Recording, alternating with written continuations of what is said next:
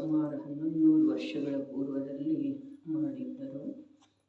ಇದರ ಮೇಲೆ ಭಾಷಾ ಟೀಕೆಯನ್ನು ಬರೀತಾ ಬರೀತಾ ಪಂಡಿತ್ ತೋಡರಮಲ್ಲರ ಕಾರ್ಯ ಪೂರ್ಣವಾಗುವ ಮುನ್ನವೇ ವಿಧಿವಶರಾಗಿ ಹೋಗುವುದರಿಂದ ಆ ಅಪೂರ್ಣ ಕಾರ್ಯವನ್ನು ದೌಲತ್ ರಾಮ್ ಕಾಸ್ರಿವಾಲ ಅನ್ನುವಂಥ ಇನ್ನೋರ್ವ ಜ್ಞಾನಿ ಪುರುಷ ಪೂರ್ಣಗೊಳಿಸಿ ಕೃತಿ ಸಮಗ್ರ ರೂಪದಿಂದ ಲಭಿಸುವಲ್ಲಿ ಸಹಕರಿಸಿದ್ದಾರೆ. ಸಮ್ಯಕ್ ಚಾರಿತ್ರ ಅಧಿಕಾರದ 131ನೇ ಶ್ಲೋಕ ನಡೆದಿದೆ. ಯದ್ದೇವಂ ತರ್ಹೀವಾ ಕರ್ತವ್ಯೋ ಭೋಜನಸ್ಯ ಪರಿಹಾರಃ ಭೋಕ್ತವ್ಯಂ ತು ನಿಶಾಯಾಂ ನೇಥಂ ನಿತ್ಯಂ ಭವತಿ ಹಂಸಾ. ರಾತ್ರಿ ಹಗಲಿ ಯಾವುದೇ ಪ್ರಕಾರದ ಭೇದ ಕೂಡ ಇಲ್ಲದನ್ನ ಯಾರು ಭೋಜನ ಮಾಡ್ತಾರೆ ಅವರಿಗೆ ಯಾವುದೇ ಪ್ರಕಾರದಿಂದ ಹಿಂಸೆಯ ಉಲ್ಲಂಘನೆ ಸಾಧ್ಯ ಇಲ್ಲ ಅನ್ನುವಂಥ ಕಥನದ ಮೇಲೆ ಇಲ್ಲಿ ಶಿಷ್ಯನ ಸಂದೇಹ ಇದೆ. ಒಂದು ವೇಳೆ ಹೀಗಿದ್ದರೆ ಎಂದರೆ ಭೋಜನ ಮಾಡುವಲ್ಲಿ ಯಾವಾಗಲೂ ಹಿಂಸೆ ಇದ್ದರೆ ಹಗಲು ಹೊತ್ತಿನಲ್ಲಿ ಭೋಜನ ಮಾಡುವ ತ್ಯಾಗ ಮಾಡಬೇಕಾಗುವುದು ಮತ್ತು ರಾತ್ರಿಯಲ್ಲಿ ಭೋಜನ ಮಾಡಬೇಕಾಗುವುದು. ಏಕೆಂದರೆ ಈ ರೀತಿಯಿಂದ ಹಿಂಸೆಯು ಯಾವಾಗಲೂ ಆಗುವುದಿಲ್ಲ.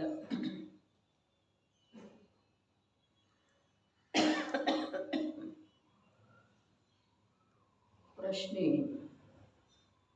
ವಿಚಿತ್ರ ಅನ್ನಿಸ್ತಿದೆ, ಆದರೆ ನಿಜವಾಗಿನ ಜೀವದ ಭಾವ ಹೀಗೆ ಇರ್ತವೆ. ಹಾಗೆ ಜ್ಞಾನಿ ಗುರುಗಳ ಒಂದು ಹೇಳಿದ್ರೆ ಅಜ್ಞಾನಿ ಜೀವ ಇನ್ನೊಂದು ಬೇರೆ ಏನೋ ತಿಳ್ಕೊಳ್ತಾನೆ. ಅವರಿಗಂತೂ ತಿಳಿಸಿಕೊಡುವುದಿದೆ, ರಾತ್ರಿಯಂತೂ ಹಿಂಸೆಯ ಆಗ್ತಿದೆ. ಅನ್ಯ ಜೀವರುಗಳ ಹಿಂಸೆಯ ಮಾತು ಬಿಡಪ್ಪ, ಆದ್ರೆ ರಾಗದಿಂದ ನಿಜವಾಗಿ ಹಿಂಸೆ ಆಗ್ತಿದೆ. ಅದರ ಸಲುವಾಗಿ ರಾತ್ರಿ ಭೋಜನ ತ್ಯಾಗ ಮಾಡಿದ್ರೆ ನಿನಗೆ ಸ್ವಾಭಾವಿಕವಾಗಿನ ರಾಗದ್ದು ಕೂಡ ಅಷ್ಟು ಅಂಶದೊಳಗ ತ್ಯಾಗ ಆಗೋ ಸಾಧ್ಯ ಇದೆ. ರಾತ್ರಿ ಭೋಜನ ತ್ಯಾಗ ಮಾಡಿದ ನಂತರ ಭೋಜನಕ್ಕೆ ಸಂಬಂಧಿಸಿದ ಸಮಸ್ತ ರಾಗದ ತ್ಯಾಗನ ಆಗ್ತಿದೆ ಹೀಗೇನಿಲ್ಲ. ಆದ್ರೆ ಜೀವ ಹಿಂಸೆ ಪ್ರತ್ಯಕ್ಷ ಆಗ್ತಿದೆ ಅಂದಿರುವುದೊಳಗ ಸ್ವಾಭಾವಿಕವಾಗಿ ಅಹಿಂಸೆಯೇ ಧರ್ಮದ ಮೂಲ ಅನ್ನುವಂಥ ಜನಧರ್ಮದೊಳಗ ಅಥವಾ ಮಾನವೀಯ ಧರ್ಮದೊಳಗ ಅಥವಾ ನೈಸರ್ಗಿಕವಾಗಿನ ಮನುಷ್ಯ ಹಗಲು ಭೋಜನ ಮಾಡುವಂಥವಿದ್ದಾನೆ. ಅನೇಕ ಪಶುಗಳ ರಾತ್ರಿ ಭೋಜನ ಮಾಡುವಂಥವನ ಅದಾವೆ ಕಾನನದೊಳಗಿರುವಂಥವು. ಕೆಲವು, ಎಲ್ಲ ಅಲ್ಲ, ಕಾನನದ ಪಶುಗಳು ಕೂಡ ಕೆಲವು ಏನದವು ಅವು ಹಗಲಿನ ಭೋಜನ ಮಾಡ್ತವೆ, ಆಹಾರ ಸೇವನೆ ಮಾಡ್ತವೆ. ಕೆಲವೇನಿದಾವೆ ಅವು ಹಗಲಿ ಆಹಾರ ಸೇವನೆನ ಮಾಡೋದಿಲ್ಲ. ಆದರೆ ಮನುಷ್ಯನ ಜೀವನ ಹೀಗಿದೆಯಲ್ಲ, ಅವು ಹಗಲೊತ್ತನ ಆಹಾರ ಸೇವನೆ ಮಾಡುವಂಥದ್ದು ನೈಸರ್ಗಿಕ ವ್ಯವಸ್ಥೆ ಇದೆ. ಹೀಗಿರುವ ವೇಳೆದೊಳಗ ಇಲ್ಲಿ ರಾತ್ರಿಯಲ್ಲಿ ಅಸಂಖ್ಯ ಜೀವಗಳ ಉತ್ಪತ್ತಿ ಆಗ್ತಿದೆ ಅಂಥೇಳಿ ಹೇಳಿದ ನಂತರ ರಾತ್ರಿ ಭೋಜನ ಮಾಡುವ ಭೋಜನದ ತ್ಯಾಗ ಮಾಡುವಂಥ ವಿಚಾರ ಅಂತೂ ಸ್ವಾಭಾವಿಕವಾಗಿನ ಮನುಷ್ಯನಲ್ಲೇ ಬರ್ತಿದೆ ಅಲ್ಲ, ಬರಲೇಬೇಕಾದದ್ದ. ಯಾಕೆ ಅಂತಂದ್ರೆ ಹಗಲು ಹೊತ್ತಿನಲ್ಲಿ ಸೂರ್ಯನ ವಿದ್ಯಮಾನತೆ ಇರುವ ವೇಳೆದೊಳಗ ಸಮೂರ್ಛನ ಜೀವಗಳ ಉತ್ಪತ್ತಿಯ ಪ್ರಮಾಣ ಬಹಳಷ್ಟು ಕಮ್ಮಿ ಇರ್ತಿದೆ ರೀ. ಸೂರ್ಯ ಅಸ್ತಾಗಿ ಹೋದ ನಂತರ ಸಮೂರ್ಛನ ಜೀವಗಳ ಉತ್ಪತ್ತಿ ಬಹಳಷ್ಟು ಅಧಿಕ ಸಂಖ್ಯೆಯಲ್ಲಿ ಆಗ್ತಿದೆ. ಈ ವ್ಯವಸ್ಥೆಯ ನಿರೂಪಣೆಯನ್ನು, ಈ ನೈಸರ್ಗಿಕವಾದಂಥ ಸಹಜ ಸ್ವರೂಪವನ್ನು ಸರ್ವಜ್ಞ ಭಗವಂತರ ಮೂಲಕ ಆಲಿಸಿದ ನಂತರ ಕೂಡ ಸರ್ವಜ್ಞರ ಪರಂಪರೆಯಲ್ಲಿ ಜನ್ಮ ಪಡೆದಿರುವಂಥ ಜೀವ ಕೂಡ ಯಾವ ರಾತ್ರಿ ಭೋಜನ ಮಾಡೋದು ಸಾಧ್ಯ ಇದೆ? ಮಾಡೋದು ಸಾಧ್ಯನೇ ಇಲ್ಲರಲ್ಲ. ಅಂದ್ರೆ ಆ ಅನ್ಯ ಜೀವಗಳದ್ದು ಏನು ಹಿಂಸೆ ಆಗ್ತಿದೆ, ಆ ಹಿಂಸೆಯಿಂದ ಸುಲಭವಾಗಿ ತಪ್ಪಿಸಿಕೊಳ್ಳಬಹುದು ಅಂಥೇಳಿ ರಾತ್ರಿ ಭೋಜನದ ತ್ಯಾಗ ಮನುಷ್ಯನಿಗೆ ಅಥವಾ ಅಹಿಂಸಾ ಪ್ರಧಾನ ಜೈನ ದರ್ಶನದೊಳಗ, ಜೈನ ಕುಲದೊಳಗ ಉತ್ಪನ್ನ ಆಗಿರುವಂಥ ಜೀವನಿಗೆ ಸ್ವಾಭಾವಿಕವಾಗಿನ ರಾತ್ರಿ ಭೋಜನದ ತ್ಯಾಗ ಆಗಿ ಹೋಗ್ತಿದೆ. ಇನ್ನು ಇಲ್ಲಿ ತರ್ಕ ಏನು ನಿರ್ಮಾಣ ಮಾಡಿದ್ದಾರೆ ಅಂತಂದ್ರೆ, ಅವರೇನು ಹೇಳಿದರು, ಹಗಲಿ ರಾತ್ರಿ ಭೇದ ಕೂಡ ಮಾಡದ್ದನ ನೀನು ಭೋಜನ ಮಾಡುವಂಥ ರಾಗವನ್ನು ಬೆಳೆಸಿಕೊಂಡೆ ಅಂತಂದ್ರೆ ನೀನು ಹಿಂಸೆಯ ಉಲ್ಲಂಘನೆ ಮಾಡೋ ಸಾಧ್ಯನೇ ಇಲ್ಲ. ಹೀಗೆ ಹೇಳಿದ ನಂತರ ಒಂದು ವೇಳೆ ಆ ಜೀವರುಗಳ, ಅನ್ಯ ಜೀವಗಳ ರಕ್ಷಣೆಯ ಕುರಿತಾಗಿ ನಾನು ರಾತ್ರಿ ಭೋಜನದ ತ್ಯಾಗ ಮಾಡುವುದಿದೆ, ಇದು ನಿನ್ನ ದೃಷ್ಟಿಯೊಳಗ ಬಾರದೆ ರಾಗದಿಂದನ ಆಗ್ತಿದೆ ಅಂದ ಮೇಲೆ ರಾತ್ರಿ ಭೋಜನ ಮಾಡಿದ್ರೆ ತಪ್ಪೇನಿದೆ, ಹಗಲಿ ಭೋಜನದ ತ್ಯಾಗ ಮಾಡಿ ಅನ್ನುವಂಥದ್ದು ಒಂದು ತರ್ಕ ನಿರ್ಮಾಣ ಮಾಡಿ ಆಚಾರ್ಯ ದೇವರಿನ್ನು ಮುಂದೆ ಉತ್ತರ ಹೇಳವರಿದ್ದಾರೆ. ಅದರ ತರ್ಕ ನಿರ್ಮಾಣ ಆಗ್ತಿದೆ ಅನ್ನೋದನ್ನು ಇಲ್ಲಿ ಹೇಳಿದ್ದಾರೆ.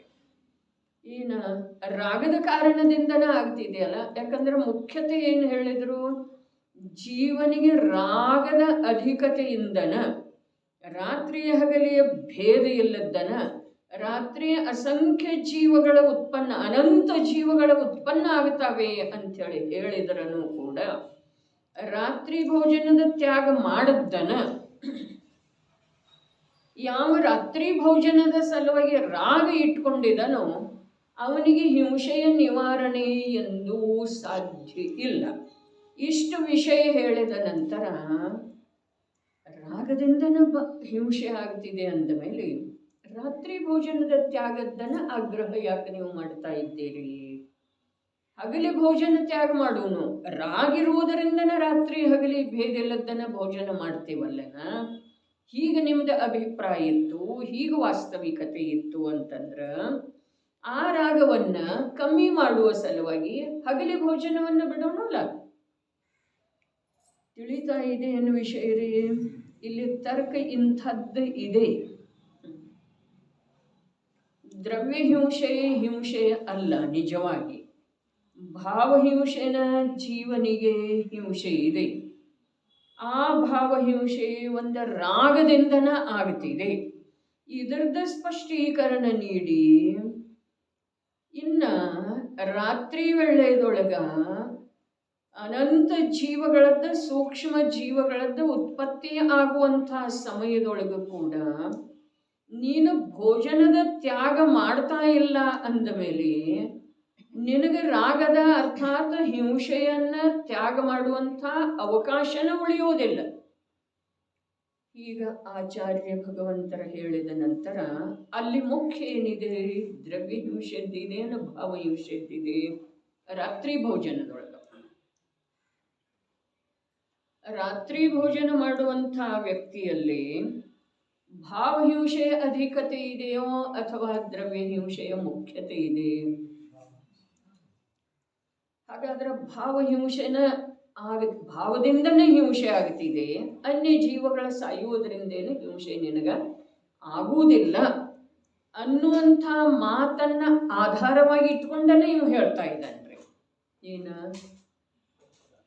ರಾಗದಿಂದನ ಹಿಂಸೆ ಆಗ್ತಿದೆ ಅಂದಮೇಲೆ ರಾತ್ರಿ ಹಗಲಿಯ ಭೇದ ಇಲ್ಲದ ಭೋಜನ ಮಾಡುವಂಥ ವ್ಯಕ್ತಿಗೆ ರಾಗದ್ದನ ಮುಖ್ಯತೆಯನ್ನ ತೋರಿಸಿಕೊಟ್ಟಿರೋ ವೇಳೆದೊಳಗ ನಾವು ಹಗಲಿ ಭೋಜನ ತ್ಯಾಗ ಮಾಡಿದರೆ ನಡೆಯುವುದಿಲ್ಲೇನ ಅನ್ನುವ ಪ್ರಶ್ನೆ ಇದೆ ರೀ.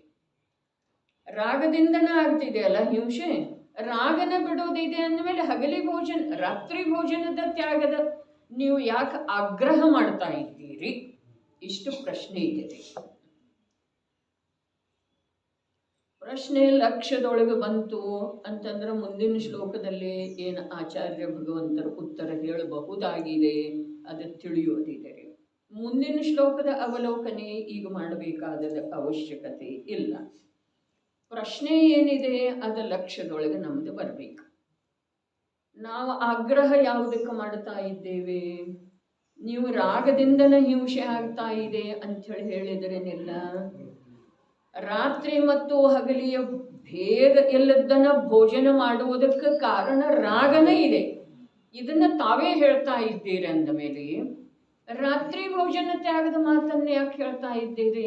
ಹಗಲು ಮಾಡಿದ್ರೂ ನಡೀತಿದೆ ಅಲ್ಲನ, ಏನ ಹಗಲಿ ಭೋಜನದ ತ್ಯಾಗನೂ ಮಾಡಿದರೆ ನಡೀತಿದೆ ಏನಿಲ್ಲ, ರಾಗ ಬಿಟ್ಟಿವೇನಿಲ್ಲ ನಾವು ಅದರ್ದ. ಈಗ ಕೇಳ್ತಾ ಇದ್ದಾನೆ ಈ ಶಿಷ್ಯ ಪ್ರಶ್ನೆ. ಯಾವನೂ ಶಿಷ್ಯ ಕೇಳ್ತಾ ಇಲ್ಲ. ಇಲ್ಲಿ ಆಚಾರ್ಯ ಭಗವಂತರ ಶಿಷ್ಯನ ಮುಖದಲ್ಲಿ ಪ್ರಶ್ನೆಯನ್ನಿಟ್ಟು ಅಜ್ಞಾನಿ ಜೀವರುಗಳ ಜಿನವಾಣಿಯನ್ನ ತಿಳಿದುಕೊಳ್ಳುವುದರಲ್ಲಿ ಯಾವ ರೀತಿ ವಿಫಲ ಆಗ್ತಾರೆ ಅನ್ನೋದನ್ನು ಹೇಳ್ತಾ ಇದ್ದಾರೆ. ಶಿಷ್ಯನ ಮುಖದಲ್ಲಿ ಪ್ರಶ್ನೆ ಇಟ್ಟು ಅಜ್ಞಾನಿ ಜೀವರುಗಳ ಜಿನರು ಹೇಳಿರುವಂಥ ನಯದಲ್ಲಿ ನಿಬದ್ಧವಿರುವಂಥ ವಸ್ತುವಿನ ಸ್ವರೂಪ ಅಥವಾ ಧರ್ಮದ ಸ್ವರೂಪವನ್ನ ತಿಳಿಯುವುದರಲ್ಲಿ ಯಾವ ರೀತಿ ವಿಫಲ ಆಗ್ತಾರೆ ಅನ್ನುವ ಮಾತನ್ನು ಹೇಳ್ತಾ ಇದ್ದಾರೆ. ಅದಕ್ಕೆ ಪ್ರಾರಂಭದೊಳಗನ ಹೇಳಿದರೆ ಮತ್ತು ಇದರ ಮೇಲೆ ಟೀಕೆ ಬರೀತಾ ಇರುವುದೊಳಗೆ ಅರೆ ಎರಡೂ ಕಾರ್ಯ ಜೊತೆ ಜೊತೆಯಲ್ಲಿ ಮಾಡಿದಾರ್ರಿ. ಯಾರ? ತೋಡರಮಲ್ಲರು. ಎರಡು ಯಾವ? ಮೋಕ್ಷ ಮಾರ್ಗ ಪ್ರಕಾಶಕನೂ ಬರೀತಾ ಇದ್ರು ಮತ್ತು ಪುರುಷಾರ್ಥ ಸಿದ್ಧಿ ಉಪಾಯದ ಮೇಲೆ ಟೀಕೆಯನ್ನು ಬರೀತಾ ಇದ್ರು. ಅಂಥೇಳನ ಎರಡೂ ಕಾರ್ಯ ಅಪೂರ್ಣ ಉಳಿದವ್ರೆ. ಒಂದನ್ನು ಪೂರ್ಣ ಮಾಡಿ ಒಂದ ಮಾಡಿಲ್ಲ ಅವರ. ಎರಡೂ ಕಾರ್ಯ ಜೊತೆ ಜೊತೆಯಾಗಿ ಮಾಡ್ತಾ ಇದ್ರು ಅಂಥೇಳಿ ಅದಂತೂ ಅಪೂರ್ಣ ಉಳಿತು. ಅದು ಸ್ವಂತ ಕಾರ್ಯ ಮೌಲಿಕ ಗ್ರಂಥ ಇದ್ದ ಕಾರಣ ಅದನ್ನು ಪೂರ್ಣ ಮಾಡುವ ಸಾಹಸ ಮುಂದೆ ಅನೇಕ ಜ್ಞಾನಿಗಳಾದ್ರೂ ಯಾರೂ ಮಾಡಲಿಲ್ಲ. ಇದು ಟೀಕಾ ಗ್ರಂಥ ಇತ್ತು ಅಂಥೇಳಿ ಇದರ ಮೇಲಿನ ಟೀಕೆಯನ್ನು ದೌಲತ್ ರಾಮ್ ಕಾಸ್ಲಿವಾಲ್ ಅವರ ಪೂರ್ಣ ಮಾಡಿದರು. ವಿಷಯ ತಿಳ್ಕೊಳ್ಳುವಂಥ ಪ್ರಯತ್ನ ಮಾಡೋದ್ರೆ ಅದು ಯಾವುದ ಮೌಲಿಕ ಗ್ರಂಥ ಇದೆಯಲ್ಲ, ಸ್ವಂತ ರಚನೆ ಮಾಡುವಂಥ ಕೃತಿ ಇದೆಯಲ್ಲ, ಆ ಕೃತಿಯೊಳಗ ಅವರ ಮಸ್ತಿಷ್ಕದೊಳಗೆ ಅವರ ಬುದ್ಧಿಯೊಳಗೆ ಏನೇನು ವಿಷಯ ಇತ್ತು ಅನ್ನೋದ ಯಾವ ಅನ್ಯ ಜ್ಞಾನಿಗೆ ತಿಳಿದು ಬರೋ ಸಾಧ್ಯ ಅಂಥೇಳಿ ಆ ಅಪೂರ್ಣ ಕಾರ್ಯವನ್ನ ಯಾವ ನಿಜವಾದ ಜ್ಞಾನಿ ಏನಿದ್ದಾನೆ ಅದನ್ನು ಪೂರ್ಣ ಮಾಡುವ ಸಾಹಸ ಮಾಡೋದನ್ನು ಸಾಧ್ಯ ಇಲ್ಲ.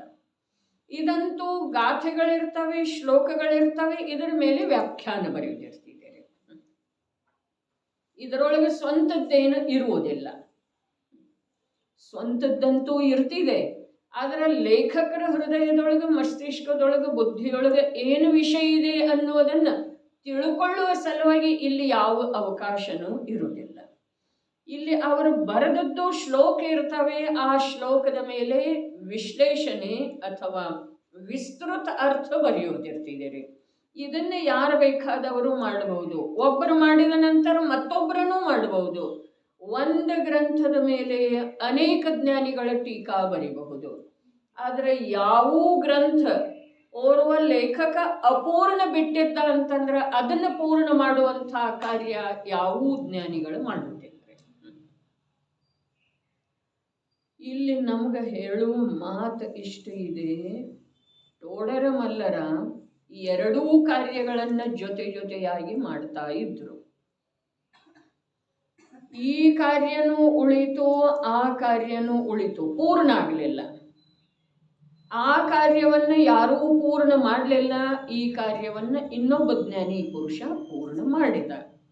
ಹಾಗಾದರೆ ಇಲ್ಲಿ ಹೇಳುವ ಅಭಿಪ್ರಾಯ ಇಷ್ಟಿದೆ, ಜಿನಾಗಮದೊಳಗ ಜೀವನಿಗೆ ಪ್ರಯೋಜನದ ಪ್ರಾಪ್ತಿ ಆಗಬೇಕಾಯಿತು ಅಂತಂದ್ರೆ ಅವನಿಗೆ ಪರ್ಯಾಪ್ತ ನಯಗಳದ್ದು ಜ್ಞಾನ ಬೇಕ್ರಿ. ಇಷ್ಟೆಲ್ಲ ಟೋಡರ್ ಮಲ್ಲರ ಮಾತು ಯಾಕೆ ಹೇಳಿತು ಅಂತಂದ್ರೆ ಅವರಿಗೆ ಈ ಪ್ರಕಾರದ ಭಯ ಇದ್ದ ಕಾರಣನ, ಯಾವ ಪ್ರಕಾರದ, ಒಂದು ಹೇಳಿದ್ರ ಇನ್ನೊಂದೇನೋ ಅಪಾರ್ಥವನ್ನ ಅಜ್ಞಾನಿ ಜೀವ ಗ್ರಹಣ ಮಾಡ್ತಾನೆ. ಹೀಗೆ ಇರುವುದರಿಂದನ 7ನೇ ಅಧ್ಯಾಯದೊಳಗ ಅವರ 2 ಪ್ರಕಾರದ ಯಾವ ಆಭಾಸ ಇದಾವಲ್ಲ ಆ ಆಭಾಸಗಳದ್ದು ವಿಸ್ತೃತ ಚರ್ಚೆ ಮಾಡಿದ್ದಾರೆ. ಯಾವ ಆಭಾಸ? ಒಂದು ನಿಶ್ಚಯದ ಆಭಾಸ, ಇನ್ನೊಂದು ವ್ಯವಹಾರದ ಆಭಾಸ. ಅದನ್ನ 2000 ವರ್ಷಗಳ ಪೂರ್ವದೊಳಗ ಭಗವತ್ ಸ್ವರೂಪದ ಕುಂದಕುಂದಾಚಾರ್ಯ ದೇವನ ಪಂಚಾಸ್ತಿಕಾಯ ಸಂಗ್ರಹದಲ್ಲಿ ಕೊನೆಗೆ 172ನೇ ಗಾಥೆಯೊಳಗೆ ಹೇಳಿದ್ದಾರೆ ಅನ್ನೋದ ಈ ಮಧ್ಯದೊಳಗೆ ಪ್ರಸ್ತಾಪನೂ ಬಂದಿತ್ತು. ಮತ್ತೇನಾಗಿತ್ತು?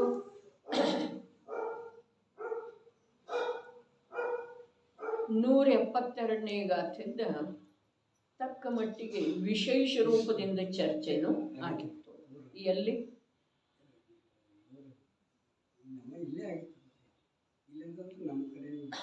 ನಮ್ಮ ಸ್ವಾಧ್ಯಾಯದೊಳಗನ ಖರೆ ಖೋತವ್ರ ಮನೆಯಲ್ಲಿ ಆಗಿರ್ತಾರೆ. ಅಂದ್ರೆ ಆ ವಿಷಯ ಏನಿದೆ ನಿಜವಾಗಿ ಬಹಳ ಮಹತ್ವಪೂರ್ಣವಾದಂಥ ವಿಷಯ ಇದೆ. ಯಾವುದ? ಚರಣಾನುಯೋಗದ್ದನ್ನು ದ್ರವ್ಯಾನುಯೋಗದ್ದ ಆ ವಿಷಯ ಅಂದ್ರೆ ಯಾವುದು? ಚರಣಾನುಯೋಗದ್ದೇನು ದ್ರವ್ಯಾನುಯೋಗದ್ದು? ಪ್ರಭು ನಯದ್. ಚರಣಾನುಯೋಗರೇ ಇರಲಿ ದ್ರವ್ಯಾನುಯೋಗರೇ ಇರಲಿ ಯಾವ ಅನುಯೋಗವನ್ನೂ ತಿಳಿಬೇಕಾದ್ರೂ ಕಡಿಮೆ 2 ನಯದ್ದಾದರೂ ಜ್ಞಾನ ಇರುವುದು ಅವಶ್ಯಕ ಇದೆ ಅಂಥೇಳಿ ಅಪ್ಪಾಜಿ ಹೇಳಿದರು. ಅಕ್ಷರ ಬಲ್ಲವರೆಲ್ಲ ಗ್ರಂಥ ಓದಿದ್ರ ಆಗುವುದಿಲ್ಲ, ಹೇಳಿದ್ರನ್ನೆಲ್ಲ ಹೇಳಿದ್ರು. ಅಂದ್ರೆ ಜಿನಾಗಮದ ರಹಸ್ಯ, ತನಗೆ ಜಿನಾಗಮವನ್ನ ಆಶ್ರಯ ಮಾಡಿದುದರ ಪ್ರಯೋಜನದ ಪ್ರಾಪ್ತಿ ಆಗಬೇಕಾಯಿತು. ಕಡಿಮೆ ಜಿನಾಗಮದ ಅಭ್ಯಾಸ ಮಾಡುವ ಸಲುವಾಗಿ 2 ನಯಗಳದ್ದರೆ ಜ್ಞಾನ ಅತ್ಯಂತ ಅವಶ್ಯಕ ಇದೆ. ಯಾವ 2 ನಯ? ಒಂದು ನಿಶ್ಚಯ ನಯ, ಇನ್ನೊಂದು ವ್ಯವಹಾರ ನಯ. ಆದರೆ ನಿಶ್ಚಯ ನಯದ್ದನ್ನು ಜ್ಞಾನ ಇಲ್ಲ, ವ್ಯವಹಾರ ನಯದ್ದನ್ನು ಜ್ಞಾನ ಇಲ್ಲ. ಅವ ಆಗಮದ ಅಭ್ಯಾಸ ಮಾಡುವುದರಿಂದ ಏನಾಗ್ತಿದೆ? ಬೇಕಾದರೆ ನಿಶ್ಚಯ ನಯದ ಆಭಾಸಿ ಆಗ್ತಾನೆ, ಬೇಕಾದ್ರೆ ವ್ಯವಹಾರ ನಯದ ಆಭಾಸಿ ಆಗ್ತಾನೆ. ಇಲ್ಲಿ ನಾನು ಹೇಳ್ತಾ ಇರೋದು ಅಭಿಪ್ರಾಯ ಇಷ್ಟೇ ಇದೆ, ಸ್ಪಷ್ಟೀಕರಣ ಇಷ್ಟೇ ಇದೆ. ಅಲ್ಲಿ ಅದನ್ನು ಹೇಳಿದರು. ಯಾವುದರ ಸಲುವಾಗಿ ಹೇಳಿದರು ಅಂತಂದ್ರೆ ಪ್ರತ್ಯಕ್ಷ 1000 ಅಥವಾ 1100 ವರ್ಷಗಳ ಪೂರ್ವದೊಳಗೂ ಕೂಡ ಆ ಪ್ರಕಾರದ ಮನೋಭಾವ ಮತ್ತು ಆ ಪ್ರಕಾರದ ವಚನ, ಆ ಪ್ರಕಾರದ ಸಂದೇಹಾತ್ಮಕ ಚರ್ಚೆ ಅವರ ಕರ್ಣಗೋಚರ ಆಗಿದ್ದಿರಬಹುದ್ರಿ. ಯಾವ ಪ್ರಕಾರದ? ಅವರ ಕರ್ಣಗೋಚರ ಆಗಿದೆ ರೀ. ಸಂಘದೊಳಗೆ ಇರಬಹುದು ಅಥವಾ ಬಂದಿರುವಂಥ ಚತುಸ್ಸಂಘದ ಶ್ರಾವಕರ ಮೂಲಕ ಇರಬಹುದು ಅಥವಾ ಶ್ರಾವಕರ ಜೊತೆಗೆ ಬರುವಂಥ ಮಿಥ್ಯಾದೃಷ್ಟಿ ಜೀವರುಗಳದ್ದು ಇರಬಹುದು. ಏನ ಇಲ್ಲಿ ವಿಷಯ ಇಷ್ಟು ಗಂಭೀರ ಇದೆ ರೀ. ಅದರ ಸಲುವಾಗಿ 1 ವಾರ ತನಕ ವಿಚಾರ ಮಾಡಲಿಕ್ಕೆ ಹೇಳಿದ್ದಿತ್ತು ತಮಗ. ಅಂಥ ಜ್ಞಾನಿ ಯಾರೇ ಇರಬಹುದೇನ ನಮಗನ್ನಿಸ್ತಿದೆ. ಇಷ್ಟೆಲ್ಲ ತಿಳಿಸಿಕೊಟ್ಟ ನಂತರ ರಾತ್ರಿ ಭೋಜನದೊಳಗೆ ಈ ಪ್ರಕಾರದ ದೋಷ ಇದೆ. ಬರೀ ಜೈನ ದರ್ಶನದೊಳಗಲ್ಲ, ಆದ್ರೆ ಅನ್ಯ ದರ್ಶನಗಳಲ್ಲಿ ಕೂಡ ಹೀಗೆ ಹೇಳಿದ್ದಾರೆ ಅನ್ನುವ ಮಾತನ್ನ ಈ ರಾತ್ರಿ ಭೋಜನದ ಚರ್ಚೆ ಬಂದ ನಂತರ ಇಲ್ಲಿ ಹೇಳಿದ್ದು ಇದೆ ರೀ. ಮುಸಲ್ಮಾನ ಇದೇನು ಒಂದು ಪಂಚ ಹೊಂಟಿರ್ತಿ ಅವಳೆ ಕಡೆ ಇರ್ಬೇಕು ಅಂತ ಅದಕ್ಕೆ ಸ್ವಲ್ಪ ಮಾಡ್ತೇವೆ. ಅದು ಯಾವ ವೇಳೆಗಿದ್ರೂ ಅಂದ್ರೆ ಜನರದ್ದು ಅಥವಾ ಜೀವದ ಅಜ್ಞಾನ ಯಾವ ರೀತಿ ಇರ್ತಿದೆ ಇದನ್ನ ತಿಳ್ಕೊಳ್ಳೋದಿದೆ ರೀ ನಮ್ಗೆ. ಇಲ್ಲಿ ಪ್ರಾರಂಭದೊಳಗನ ನಯಗಳದ್ದ ಅವರ ಹಿಡ್ಕೊಂಡು ಬಂದಿದಾರ್ರಿ. ಏನು ಹೇಳಿದ್ರು, ಯಾವುದ ಅಂದ್ರೆ ಮಾರ್ಜಾಲದ ದೃಷ್ಟಾಂತ ಕೊಟ್ಟು ಹೇಳಿದ್ರಲ್ಲ, ವ್ಯವಹಾರದ ಮೂಲಕ ನಿಶ್ಚಯ ಹೇಳೋದಿದೆ. ಆದ್ರೆ ವ್ಯವಹಾರವನ್ನೇ ಯಾವ ಗ್ರಹಣ ಮಾಡ್ತಾನೋ ಅವನ ಸಲುವಾಗಿ ಉಪದೇಶ ಇಲ್ಲ ಅಂತ ಹೇಳಿ ಮೊದಲೇ ಹೇಳಿದಾರ್ರಿ. ಹಾಗಾದ್ರೆ ಇಷ್ಟು ಮುಂದೆ ತನಕ ಬಂದ ನಂತರ ಮತ್ತೂ ಅವನದಾದ ಪಕ್ಷ ಹೋಗ್ತಾನೆ ಇಲ್ಲ. ಯಾವುದ ವ್ಯವಹಾರದ, ಅರ್ಥಾತ್ ಹೇಗೆ ಹೇಳ್ತಾರೋ ಹಾಗೆ ಇವು ಗ್ರಹಣ ಮಾಡ್ತಾ ಇದಂತೆ. ಹಿಂದಿನ ಶ್ಲೋಕಗಳಲ್ಲಿ ಏನು ಹೇಳಿದರು ರಾತ್ರಿ ಭೋಜನದೊಳಗ ಯಾವ ಪ್ರಕಾರದ ಆರಂಭ, ಯಾವ ಪ್ರಕಾರದ ರಾಗ, ಯಾವ ಪ್ರಕಾರದ ಷಟ್ಕಾಯ ಜೀವಗಳದ್ದ ಹಿಂಸೆ ಆಗತಿದೆ ಇದನ್ನ ಹೇಳಿದ ನಂತರ ಕೂಡ ಒಂದು ವೇಳೆ ಜೀವ ರಾತ್ರಿ ಹಗಲಿ ಭೇದ ಇಲ್ಲದನ್ನ ಆಹಾರದ ಗ್ರಹಣ ಮಾಡ್ತಾನ ಅಂದಮೇಲೆ ಅವನ ರಾಗ ಬಹಳ ಇದೆ. ಮತ್ತು ರಾಗ ಎಲ್ಲಿ ಇದೆ, ರಾಗ ಇಲ್ಲದ ಹಾಗೆ ಇಲ್ಲಿ ಪ್ರತ್ಯಕ್ಷ ಹಿಂಸೆ ಆಗ್ತಿದೆ ಅಂದ್ರೆ ರಾಗ ಇಲ್ಲದೆ ಹೋದ್ರೆ ಭೋಜನ ಯಾರು ಮಾಡೋದು ಸಾಧ್ಯತೆ ರೀ? ಸಾಮಾನ್ಯ ಸಂಜ್ಞೆಗೆ ಸಂಬಂಧಿಸಿದ ಮಾತಿದೆ. ಪ್ರತ್ಯಕ್ಷ ಅಶುದ್ಧಿ ಇದೆ ಅಂದ ನಂತರ ನೋಡ್ರಿ, ಅದರ ಸಲುವಾಗಿ ನಯದ ಮಾತು ಹೇಳಿತು. ನಯ ಜ್ಞಾನದ, ಸಮ್ಯಕ್ ಜ್ಞಾನದ ಭೇದದವರೇ. ನಯ ಏನದವು? ಸಮ್ಯಕ್ ಜ್ಞಾನದ ವಿಕಲ್ಪಾತ್ಮಕ ಭೇದದವರೇ. ಇನ್ನ ನಾವು ಇಲ್ಲಿ ವಿಚಾರ ಮಾಡುವುದ ಹಸಿವೆಯ ಬಾಧೆ ಏನಿದೆ ಅದು ಯೋಗ್ಯ ಅಯೋಗ್ಯದ ವಿಚಾರ ಮಾಡಿಕೊಳ್ಳುವುದಿಲ್ಲ. ಒಂದು ಮಾತು ಹೇಳಿ, ಯೋಗ್ಯ ಅಯೋಗ್ಯ ತಿಳಿದು ಬಂದ ನಂತರ, ನಿಜವಾಗಿ ತಿಳಿದು ಬಂದ ನಂತರ ಹಸಿವೆಯ ಬಾಧೆ ಏನು ಮಾಡುವುದಿಲ್ಲ. ಪ್ರಬಲ ಯಾವುದಿದೆ ರೀ? ಎರಡರದ್ದು ಅಷ್ಟೇ ಸ್ಥಾನ ಇದೆ. ಹೇಳ್ತಾ ಇದ್ದೇನೆ ನಾನು. ಏನ ಹಸಿವೆಯ ಬಾಧೆನ ವಿಪರೀತ ಯಾವಾಗ ಜೀವನಿಗೆ ಆಗ್ತಿದೆ ಆವಾಗ ಯೋಗ್ಯ ಅಯೋಗ್ಯದ ವಿಚಾರ ಮಾಡುವುದಿಲ್ಲ ಜೀವ. ಇದು ಒಂದು ಪಕ್ಷ.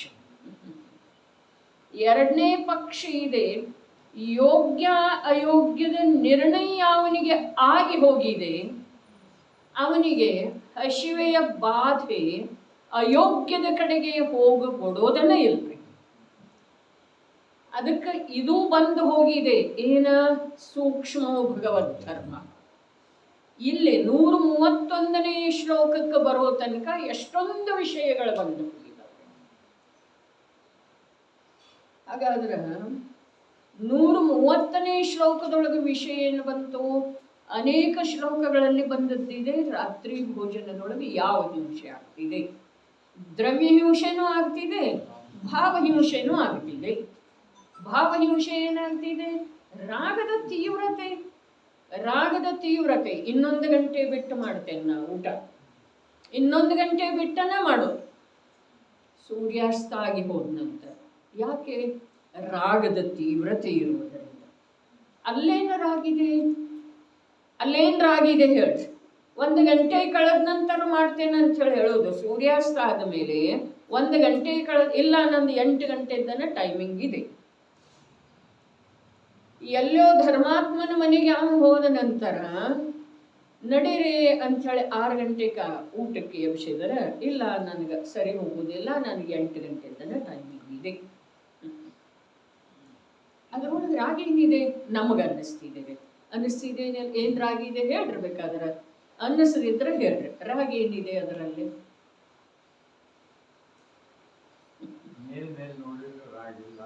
ಅನ್ನಿಸ್ತಿದೆ ಏನಿಲ್ರಿ? ರಾಗ ಇಲ್ಲನ ಅನ್ನಿಸ್ತಿದೆ. ಹಾಗಾದ್ರೆ ರಾಗ ಏನಿದೆ ಅದರಲ್ಲಿ? ಏನಿದೆ ಅಂಥೇಳಿನ ಸೂಕ್ಷ್ಮ ಭಗವದ್ ಧರ್ಮ. ರಾಗ ಏನಿದೆ ರೀ ಬಲಚಂದ್ರ ಭಾಯಿ ಅದರಲ್ಲಿ? ಇನ್ನೊಂದು ಗಂಟೆಯಲ್ಲಿ ಊಟ ಮಾಡ್ತೇನೆ ಅಂತ ಹೇಳಿ ಅಂದ್ರೆ ಅದ್ರೊಳಗೆ ಏನು ರಾಗಿದೆ?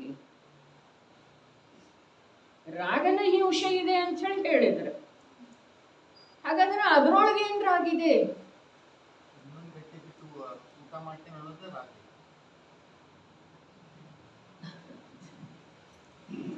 ಇನ್ನೊಂದು ಗಂಟೆ ಬಿಟ್ಟು ಊಟ ಮಾಡ್ತೇನೆ ಅನ್ನೋದ್ರೊಳಗ ರಾಗ ಏನಿದೆ ಅಂತ ಹೇಳಿ ಹುಡುಕಲಿಕ್ಕೆ ಹೋದ್ರ ಈಗ ಮಾಡುವುದ್ರೊಳಗೆ ಬಾಧೆ ಏನಿದೆ? ಈ ಪ್ರಶ್ನೆ ನಮ್ಮಲ್ಲೇ ಯಕ್ಷ ಪ್ರಶ್ನೆ ಆಯಿತು ಅಂತಂದ್ರೆ ಅದರ ಉತ್ತರ ಸಿಗ್ತಿದೆ ರಾಗಿದೆ ಅನ್ನೋದ್ರೆ. ಇನ್ನೊಂದು ಗಂಟೆಲೆ ಮಾಡ್ತೇನೋ ಅಂಥೇಳಿ ಅನ್ನೋದ್ರೊಳಗೆ ಏನೂ ರಾಗಿಲ್ಲ ಅಂತ ಅನ್ನಿಸ್ತಿದೆ. ಆದ್ರೆ ಈಗ ಮಾಡುವುದ್ರೊಳಗೆ ಬಾಧೆ ಏನಿದೆ? ಶರೀರದಲ್ಲಿ ಮೋಹನೇ ಅಂದ್ರೆ ರೀ, ಶರೀರದಲ್ಲಿ ಮೋಹ ಅನ್ನೋದು ಎಲ್ಲಾನು ಭೂಮಿಕಾ ಆಯ್ತ್ರಿ. ಆದ್ರೆ ಹೇಳಲಿಕ್ಕೆ ಬಾರದೇ ಇರುವಂಥದ್ದೊಂದು ಭಾವ ವಿಶೇಷ ಇದೆ. ಶಬ್ದದಿಂದ ಹೇಳಲಿಕ್ಕೆ ಬಾರದೇ ಇರುವಂಥದ್ದೊಂದು ಭಾವ ವಿಶೇಷ. ಅರೆ ಇನ್ನೊಂದು ಗಂಟೆಲೆ ಅನ್ನೋದಕ್ಕಿಂತ ಒಂದು ಗಂಟೆ ಮೊದಲಿನೊಳಗೆ ಏನು ಬಾಧೆ ಇದೆ? ಏನು ಬಾಧೆ ಇದೆ? ಅರೆ ನಿಸರ್ಗಂತೂ ಹೇಳ್ತಿದೆ, ಶರೀರ ಶಾಸ್ತ್ರದ ಅಭ್ಯಾಸ ಮಾಡಿದವರು ಹೇಳ್ತಾರೇನಿಲ್ರಿ? ನೀವು ಸೂಜಿ ಇರುವೆಳೆದೊಳಗೆ ಅರ್ಥಾತ್ ಮಲಗೋಕ್ಕಿಂತ ಮುಂಚೆ 4 ಗಂಟೆನೇ ಆಗಿರ್ಬೇಕು ಭೋಜನ ಆಗಿ. ಏನೇನೋ ರೀತಿಯಿಂದ ಹೇಳಿದ್ರಲ್ಲ, ಅದೇ ಮಾತಿದೆ ರೀ. ಸೂರ್ಯನ ವಿದ್ಯಮಾನತೆ ಇರುವೆಳೆದೊಳಗ ಪಾಚನ ತಂತ್ರ ಯಾವ ರೀತಿ ಕಾರ್ಯ ಮಾಡ್ತಾ ಇರ್ತಿದೆ, ಅದು ಸೂರ್ಯ ಹೊರಟೋದ ನಂತರ ಮಾಡುವುದಿಲ್ರಿ. ಇದನ್ನ ಶರೀರ ಶಾಸ್ತ್ರದ ಅಭ್ಯಾಸ ಮಾಡಿದವರು ಕೂಡ ಹೇಳಿದ್ದಾರೆ. ಆದ್ರೂ ಕೂಡ ನೀವು ಶರೀರದ ಮೋಹ ಅಂದ್ರಲ್ಲ, ಆದ್ರೆ ಅಲ್ಲಿ ಅಂತ ಮೋಹರಿ ಶರೀರದ ಸುರಕ್ಷೆಯ ಸಲುವಾಗಿನೇ ಅವಾಗ ಮಾಡ್ಬೇಕಲ್ಲ, ಅದನ್ನೂ ಮಾಡೋದಿಲ್ರಿ ಕೆಲವರ. ಈ ಪ್ರಕಾರ ದುರಾಗ್ರಹಿಗಳು ಅದಾರು ಅಥವಾ ಇಲ್ರಿ? ಅರೆ ವ್ಯಸನಕ್ಕೆ ಸಂಬಂಧಿಸಿದ ಹಾಗೆ ಯಾವ್ಯಾವ ಮದ್ಯಪಾನ ಅಂದ್ರಿ, ಧೂಮ್ರಪಾನ ಅಂದ್ರೆ ಅವುಗಳಿಂದ ಆಗುವಂಥ ಹಾನಿಯನ್ನ ಹೇಳ್ತಾರೋ ಅಥವಾ ಇಲ್ರಿ? ತಜ್ಞರೂ ಹೇಳ್ತಾರೆ ಆ ಪದಾರ್ಥಗಳ ಮೇಲೇನೂ ಇರ್ತಿದೆ. ಆದ್ರೂ ಯಾಕ್ರೆ ಅವ್ರಿಗೆ ಇರ್ತಿದೇನಿಲ್ರಿ? ಯಾರು ವ್ಯಸನ ಮಾಡ್ತಾರಲ್ಲ ಧೂಮ್ರಪಾನ ಅಥವಾ ಮದ್ಯಪಾನ, ಅವರಿಗೆ ಆ ವಿಷಯ ಗೊತ್ತಿರ್ತಿದೇನಿಲ್ರಿ? ಇದರಿಂದ ಹಾನಿ ಇದೆ ಅನ್ನೋದ. ಆದ್ರೂ ಯಾಕೆ ಮಾಡ್ತಾರ್ರಿ? ಇದು ಶರೀರದ ಮೋಹ ಅಲ್ರಲ್ಲ ಅಣ್ಣ. ಶರೀರಕ್ಕೆ ಬಾಧೆ ಆಗ್ತಿದೆ, ಭಯಂಕರವಾದಂತಹ ರೋಗಗಳಿಗೆ ಗುರಿಯಾಗಬೇಕಾಗ್ತಿದೆ. ಇದೆಲ್ಲ ಗೊತ್ತಿದ್ರೂ ಕೂಡ ಯಾಕೆ ಮಾಡ್ತಾರೆ? ಅಂದ್ರನ ಮಾತು ಹೀಗಿದೆ ರೀ, ಶರೀರಕ್ಕಿಂತ ಕೂಡ ಜೀವದ ಯಾವ ಒಂದು ವಿಪರೀತ ಮನ್ನಣೆ ಅನ್ರಿ ಅಥವಾ ರಾಗ ಅನ್ರಿ ಅಥವಾ ಭಾವನ್ರಿ ಇದೆಲ್ಲ ನೋಡ್ರಿ, ಅದನ್ನ ಶರೀರದ ಮೇಲೆ, ಧನದ ಮೇಲೆ, ಪರಿವಾರದ ಮೇಲೆ, ಯಾವುದರ ಮೇಲೆ ಎಲ್ಲ ಆರೋಪ ಮಾಡಿ ಹೇಳಿದ್ರೂ ಕೂಡ ಆರೋಪ ಮಾಡಿ ಹೇಳುವುದಿದೆ. ವಿಷಯ ತಿಳಿಯೋದು ಸ್ವಲ್ಪ ಕಠಿಣ ಇದೆ. ಆರೋಪ ಮಾಡಿ ಹೇಳುವುದಿದೆ, ಆದ್ರೆ ಅವನ ಸ್ವಂತದ ವಿಷಯ ಇದೆ. ಜೀವದ ಸ್ವಂತದ ವಿಷಯ ಇದೆ. ಅದು ಯಾವುದ? ವಿಕಾರ. ಅದನ್ನ ತಿಳಿಸಿಕೊಡುವ ಸಲುವಾಗಿ ಮಾಧ್ಯಮ ಹೇಳಿದ್ರಿ, ಇವನ ಶರೀರದ ಮೋಹನ ಹೋಗುವುದಿಲ್ಲ, ಇವನ ಪರಿವಾರದ ಮೋಹನ ಹೋಗುವುದಿಲ್ಲ, ಇವನ ಧನದ ಮೋಹನ ಹೋಗುವುದಿಲ್ಲ, ಹೀಗಾಗಿ ಇವನಿಗೆ ಸಂಸಾರ ಇದೆ. ಇದೆಲ್ಲ ಆರೋಪ ಮಾಡಿ ತಿಳಿಸಿಕೊಡುವ ಪದ್ಧತಿ ಇದೆ ರೀ. ಆದ್ರೆ ಆ ಮೋಹನ್ರಿ ಅಥವಾ ವಿಕಾರನ್ರಿ ಅಥವಾ ರಾಗನ್ರಿ ಅದೇನಿದೆ, ಇವನ ಸ್ವಂತದ ಸ್ವತ್ತು ಇದೆ ನೋಡ್ರಿ. ಅದಕ್ಕೆ ಅನ್ಯ ಪದಾರ್ಥಗಳ ಕಾರಣ ಇಲ್ಲ. ಅರೆ ಯಾವುದನ್ನೂ ಕೂಡ ಈ ರೀತಿ ನಾವು ವಿಷಯವನ್ನ ತಗೊಂಡು ವಿಚಾರ ಮಾಡ್ತಾ ಹೋದ ನಂತರ ಅಲ್ಲಿ ವಿಚಾರಕ್ಕೆ ನಿಲುಕದೇ ಇರುವಂತ ಅಗಾಧ ವಿಷಯ ಇದೆ. ವಿಚಾರಕ್ಕನೇ ನಿಲುಕುವುದಿಲ್ಲ ಅಂದ ಮೇಲೆ ಶಬ್ದಕ್ಕೆ ಅಲ್ಲಿ ನಿಲುಕಬಹುದ್ರಿ? ಅದ ಸಂದೇಹ ಕಾರಣ ಪ್ರಶ್ನೆ, ಶಂಕಾ ಕಾರಣ ಶಂಕಾ ಏನಿದೆ? ರಾತ್ರಿ ಹಗಲಿಯ ಭೇದ ಇಲ್ಲದನ ಇವು ಭೋಜನ ಮಾಡ್ತಾನ ಅಂದ ಮೇಲೆ ಇವನಿಗೆ ರಾಗದ ತೀವ್ರತೆ ಇದೆ. ಹೀಗಿರುವ ಕಾರಣ ಇವನ ಹಿಂಸೆಯ ಪರಿಹಾರ ಆಗುವುದು ಸಾಧ್ಯ ಇಲ್ಲ. ಅದರ ಸಲುವಾಗಿ ಹಾಗಾದ್ರೆ ರಾತ್ರಿ ಭೋಜನ ಬಿಟ್ಟ ಮಾತ್ರಕ್ಕೆ ರಾಗ ಹೋಗ್ತಿದೆಯನ ಪ್ರಶ್ನೆ ಅನೇಕ ಉದ್ಭವ ಆಗ್ತವ್ರೆ ಇಲ್ಲಿ. ರಾತ್ರಿ ಭೋಜನ ಬಿಟ್ಟ ಮಾತ್ರಕ್ಕೆ ರಾಗ ಹೋಗ್ತಿದೆಯನ, ಭೋಜನದ ಕುರಿತಾಗಿರುವ ನಿರ್ದಿಷ್ಟ ಭೋಜನದ ಕುರಿತಾಗಿರುವ ರಾಗ ಹೋಗ್ತಿದೆಯನ? ಇಲ್ಲ. ಹಾಗಾದ್ರೆ ಉಪದೇಶ ಯಾವುದಕ್ಕೆ ಬಂತದೆ? ಯಾವ ರೀತಿಯ ಪ್ರತಿಪಾದನೆ ಮಾಡಬಹುದು? ಯೋಚನೆ ಮಾಡುವುದ್ರೆ ಉಪದೇಶದಿಂದ ಏನಾಗೋದು? ಒಂದು ಹೇಳಿದರೆ ಒಂದು ಇವ್ ಯಾಕೆ ತಿಳ್ಕೊಳ್ತಾನೆ ಅಂತಂದ್ರ ಇವನಿಗೆ ಯಥಾರ್ಥ ತಿಳ್ಕೊಳ್ಬೇಕಾದ್ರೆ ಜ್ಞಾನದ ಪರಿಣಮನದ ದಿಕ್ಕ ಯಥಾರ್ಥ ಇಲ್ಲ, ವಿಪರೀತ ಇದೆ. ಜ್ಞಾನದ ಅರ್ಥಾತ್ ತಿಳಿಯುವುದ ಪರಿಣಮನ ಏನು ನಡೆದಿದೆಯಲ್ಲ ಅದರ ದಿಕ್ಕ ವಿಪರೀತ ಇದೆ. ಈಗ ಎರಡೂ ಪಕ್ಷದ ವಿಚಾರ ಮಾಡೋಣ. ರಾತ್ರಿ ಭೋಜನ ಬಿಡೋದನ್ನ ಪಕ್ಷ ನಾವು ಹಿಡ್ಕೊಳ್ಳೋಣ. ಇವರು ರಾತ್ರಿ ಭೋಜನ ಬಿಟ್ಟು ಹಗಲಿ ಭೋಜನದ ತ್ಯಾಗ ಮಾಡೋಣ ಅನ್ನೋ ಪ್ರಶ್ನೆ ಉದ್ದಟತನದ ಅನ್ನಿಸ್ತಿದೆ. ಅಂಥ ಅಜ್ಞಾನಿನೂ ಯಾವರೇ ಇರ್ತಾನೇನ ಹೀಗ ಅನ್ನಿಸ್ತಿದೆ. ಅದರದ ವಿಚಾರ ನಂತರ ಮಾಡಿದರಾಯ್ತು. ರಾತ್ರಿ ಭೋಜನ ಬಿಡುವುದರಿಂದ ರಾಗ ಹೋಗ್ತಿದೆಯನ? ಇಷ್ಟು ನಮ್ದು ಪ್ರಶ್ನೆ ಈಗ. ಈ ಬಿಂದುವಿನ ಮೇಲೆ ವಿಚಾರ ಮಾಡೋದು. ರಾತ್ರಿ ಭೋಜನ ಬಿಟ್ಟು ಮಾತ್ರಕ್ಕೆ ಭೋಜನದ ರಾಗ ಹೋಗ್ತಿದೆಯನ? ಬರೇ ರಾಗ ಅಲ್ಲ, ಭೋಜನದ ರಾಗ, ನಿರ್ದಿಷ್ಟ ಭೋಜನಕ್ಕೆ ಸಂಬಂಧಿಸಿದ ರಾಗ ಹೋಗ್ತಿದೆಯನ? ಹೋಗೋದಿಲ್ಲನೇ ಇರ್ಲ, ಸ್ಪಷ್ಟನೇ ಇದೆ ರೀ. ಬರೇ ಭೋಜನಕ್ಕೆ ಸಂಬಂಧಿಸಿದ ರಾಗ, ರಾತ್ರಿ ಭೋಜನ ಬಿಟ್ಟ ಮಾತ್ರಕ್ಕೆ ರಾಗ ಹೋಗಲಿಲ್ಲಲ್ಲ. ಆದರೆ ಇಲ್ಲಿ ಮಾತು ಹೀಗಿದೆ ರೀ. ಜ್ಞಾನಿಗಳ ತಾವು ಹೋಗ್ತಾ ಇರುವಂಥ ಮಾರ್ಗದೊಳಗ ಅನೇಕ ಜೀವರುಗಳ ಹಿತವಾಗುವಂಥ ಮಾತುಗಳನ್ನು ಹೇಳ್ತಾ ಹೋಗ್ತಿರ್ತಾರೆ. ಇವು ಪೂರ್ವ ದಿಕ್ಕಿನಿಂದ ಹೋಗ್ತಾ ಇದ್ದಾನೆ, ಇವು ಪಶ್ಚಿಮ ದಿಕ್ಕಿನಿಂದ ಹೋಗ್ತಾ ಇದ್ದಾನೆ ಕೇಳುವಂಥ. ನೋಡ್ರಿ, ಒಂದು ವೇಳೆ ಪೂರ್ವ ದಿಕ್ಕಿನಿಂದ ಸಾಗುವಂಥ ಆಚಾರ್ಯ ಭಗವಂತರ ಅವರ ಹಿಂದನ ಬಹಳ ದೂರ ಇದ್ರೂ ಕೂಡ ಅದೇ ದಿಕ್ಕಿನಿಂದ ಸಾಗುತ್ತಿದ್ದ ಅಂತಂದ್ರ ಅವರ ಮಾತಿನ ಮರ್ಮ ಅವನಿಗೆ ತಿಳಿಯಲು ಸಾಧ್ಯ. ಅವನು ವಿರುದ್ಧ ದಿಕ್ಕಿನಿಂದ ಸಾಗುತ್ತಾ ಇದ್ದಾನಲ್ಲ, ಅವನಿಗೆ ಆಗ ತಿಳಿಯುತ್ತ. ಬರೇ ಉಳಿದೆಲ್ಲ ರಾಗದ ಮಾತಿಲ್ಲ, ವಿಚಾರ ಮಾಡುವಂಥ ಬಿಂದು ಇದೆ, ವಿಚಾರ ಮಾಡ್ಬೇಕ್ರಿ. ಅರೆ ಆಗಮದ ವಿಚಾರ ಮಾಡಲಿಲ್ಲ, ದೇಹದ ವಿಚಾರ ಮಾಡಿದರೆ ಏನಾಗೋದಿದೆ ರೀ? ಧನದ ವಿಚಾರ ಮಾಡಿದರೆ ಏನಾಗೋದ? ಸ್ವಾರ್ಥಿ ಸಂಬಂಧಿಗಳ ವಿಚಾರ ಮಾಡಿದರೆ ಏನಾಗೋದ? ರೆಕ್ಕೆ ಬಲಿತ ನಂತರ ಹಾರಿ ಹೋಗುವಂಥ ಸಂಯೋಗಿ ಚಂದ್ರದ ವಿಚಾರ ಮಾಡಿದರೆ ಏನಾಗೋದ? ಹಾಗೆ ಇದೆಯೋ ಅಥವಾ ಇಲ್ರಿ? ರೆಕ್ಕೆ ಬಲಿತ ನಂತರ ಪಕ್ಷಿ ಹಾರಿ ಹೋಗ್ತಿದೇನಿಲ್ರಿ?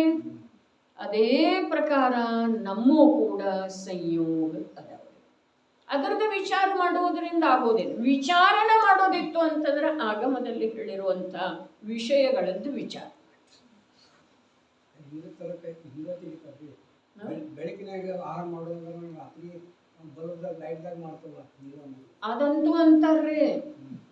ಅದು ಸ್ಪಷ್ಟನ ಪ್ರಶ್ನೆ ಕೇಳಿದಾರ್ರಿ. ಮೊದಲೆಲ್ಲ ಕತ್ಲಿರ್ತಿತ್ತು, ಚಿಮಣಿ ದೀಪ ಇರ್ತಿದ್ದು, ಅವಾಗ ಏನು ಕಾಣಿಸ್ತಿರ್ಲಿಲ್ಲ. ಈಗ ದೊಡ್ಡ ದೊಡ್ಡ ಲೈಟ್ ಹಾಕಿದೇವಲ್ಲ ನಾವು.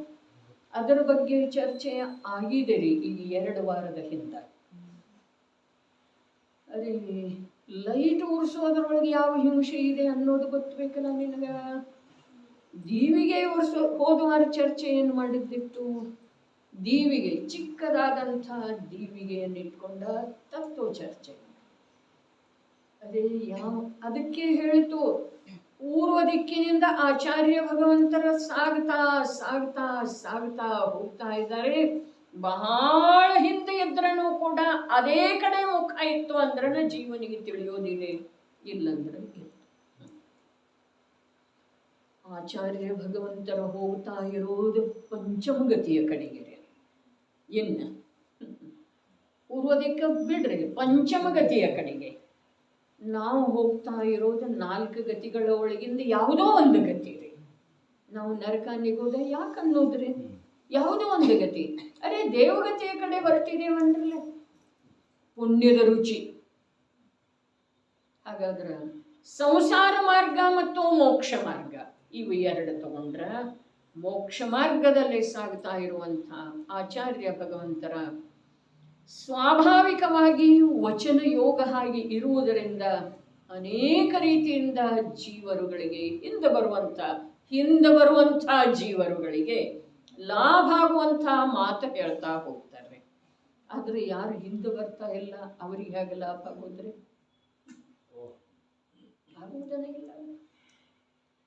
ಹಾಗಾದ್ರೆ ಇಂದ ವಿಷಯಗಳ ಇಷ್ಟು ಎದ್ದು ನಿಂತಿದಾವಲ್ಲ ಈ ಒಂದು ಶ್ಲೋಕದ ಮಾಧ್ಯಮದಿಂದ.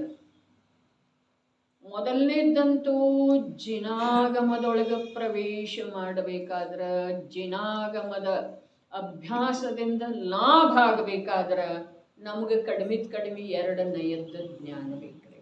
ಯಾವ ಅಲ್ಲಿ ಪ್ರವೇಶ ಮಾಡಬೇಕಂತನೋ ಅದರಿಂದ ಪ್ರಯೋಜನ ಪಡ್ಕೊಳ್ಬೇಕಂತನೋ ಅವನಿಗೆ ಕಡಿಮೆ 2 ನಯದ ಜ್ಞಾನ ಬೇಕು. मुनिराज अज्ञानी को समझाने के लिए असत्यार्थ जो व्यवहार नहीं उसका उपदेश देते हैं. ಇನ್ನು ಅದನ್ನೇ ಯಾವ ಸತ್ಯ ತಿಳ್ಕೊಳ್ತಾನೆ ಅವನಿಗೆ ಉಪದೇಶ ಇಲ್ಲ ಅಂತ ಹೇಳಿ ಹೇಳಿದ್ದಾರೆ.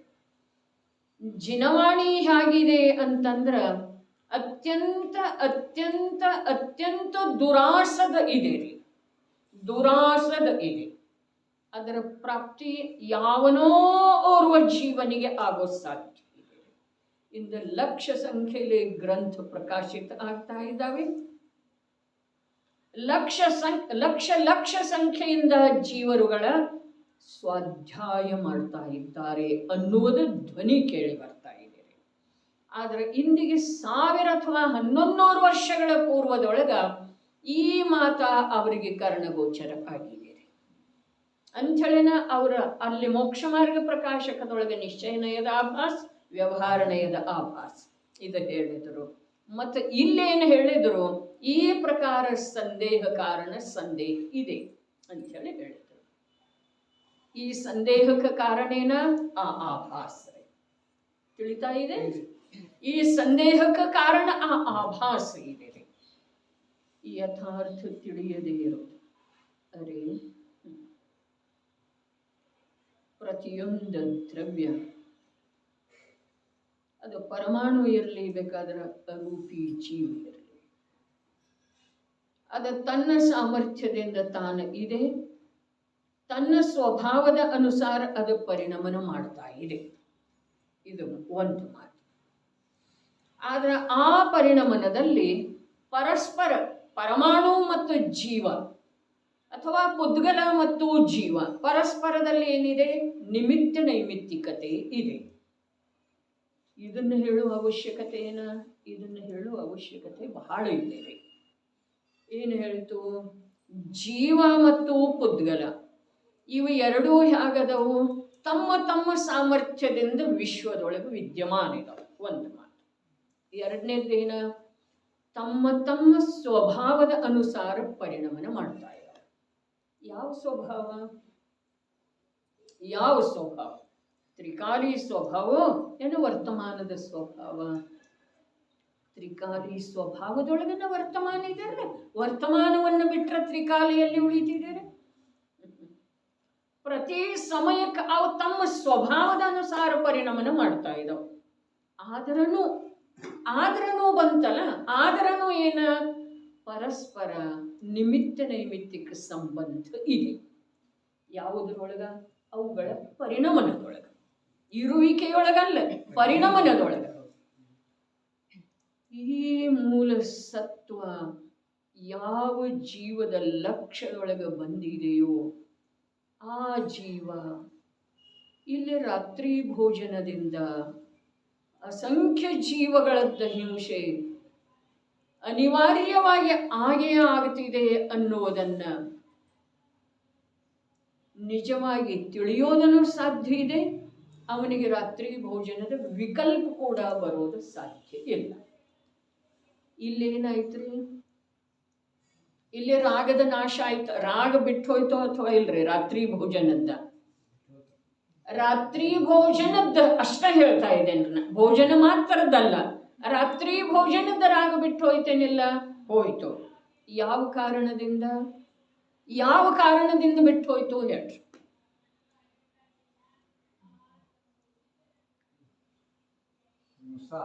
ಪರಂಪರೆ. ಯಾವ ಕಾರಣದಿಂದ ಬಿಟ್ಟು ಹೋಯ್ತು? ಮೂಲೇನ ಹೇಳಿದೇನ್ರಲ್ಲ, ಜೀವ ಮತ್ತು ಪುದ್ಗಲ. ನೋಡ್ರಿ, ಆ ಮೂಲ ಮಾತನ್ನ ನಾವು ಎಲ್ಲಿಯವರೆಗೆ ನಿರ್ಣಯಾತ್ಮಕವಾಗಿ ತಿಳ್ಕೊಳ್ಳುವುದಿಲ್ಲ ಅಲ್ಲಿಯವರೆಗೆ ಅರೇ ರಾಗ ಬಿಟ್ಟು ಹೋಗೋದು ರಾತ್ರಿ ಭೋಜನದ ತ್ಯಾಗದಿಂದ ಅಲ್ಲ, ರಾಗ ಬಿಟ್ಟು ಹೋಗಿರುವುದು ರಾತ್ರಿ ಭೋಜನದ ತ್ಯಾಗದಿಂದ ಅಲ್ಲ. ಹಾಗಾದ್ರೆ ಯಾವುದರಿಂದ? ಜ್ಞಾನದಿಂದ. ಯಾವ ಜ್ಞಾನ? ಜೀವರುಗಳ ಹಿಂಸೆ ಆಗ್ತಿದೆ ಅನ್ನೋದು ಜ್ಞಾನೋ? ಯಾವ ಜ್ಞಾನ? ಜ್ಞಾನಿಷ್ಠ ಇದೆ. ಜೀವ ಮತ್ತು ಪುದ್ಗಲಗಳ ಸ್ವಯಂ ತಮ್ಮ ಸಾಮರ್ಥ್ಯದಿಂದ ವಿಶ್ವದೊಳಗೆ ವಿದ್ಯಮಾನ ಇದ್ದಾವೆ. ತಮ್ಮ ಸ್ವಭಾವದ ಅನುಸಾರ ನಿರಂತರ ಪರಿಣಾಮನ ಮಾಡ್ತಾ ಇದ್ದಾವೆ. ಆದ್ರೂ ಕೂಡ ಒಂದು ಇನ್ನೊಂದರಲ್ಲೇ ಪರಸ್ಪರ ನಿಮಿತ್ತ ನೈಮಿತ್ತಿಕತೆ ಇದೆ. ಈ ಮೂರು ಮಾತಿನ ಜ್ಞಾನ ಯಾವಾಗ ಯಥಾರ್ಥ ಆಗ್ತಿದೆಯೋ ಆವಾಗ ಏನಾಗ್ತಿದೆ? ಅಸಂಖ್ಯ ಜೀವಗಳ ಹಿಂಸೆ ಯಾವ ಕಾರ್ಯದಿಂದ ಆಗ್ತಿದೆಯೋ ಆ ಕಾರ್ಯದೊಳಗ ಉಳಿಯುವಂಥ ಅಥವಾ ಮುಂದುವರಿಯುವಂಥ ರಾಗ ಅವನಲ್ಲೇ ತಾನಾಗೆ ಬಿಟ್ಟು. ಈ ವಿಷಯ ನನ್ನ ಅಂತರಂಗದೊಳಗೆ ಈ ಸಮಯಕ್ಕೆ ಎಷ್ಟು ಸ್ಪಷ್ಟ ಇದೆ, ಅಷ್ಟು ತಮಗ ಆಗಿದೆ ಅಥವಾ ಇಲ್ಲ, ಅದನ್ನ ನಾನು ಹೇಳೋದು ಸಾಧ್ಯ ಇಲ್ರಿ. ಅದು ತಾವು ನೋಡ್ಕೊಳ್ಳೋದಿದೆ. ಬೇಕಾದ್ರೆ ಇನ್ನೊಮ್ಮೆ ವಿಷಯದ ಪ್ರತಿಪಾದನೆ ಮಾಡುವಂತಂದ್ರೆ ಮಾಡಬಹುದ್ರಿ.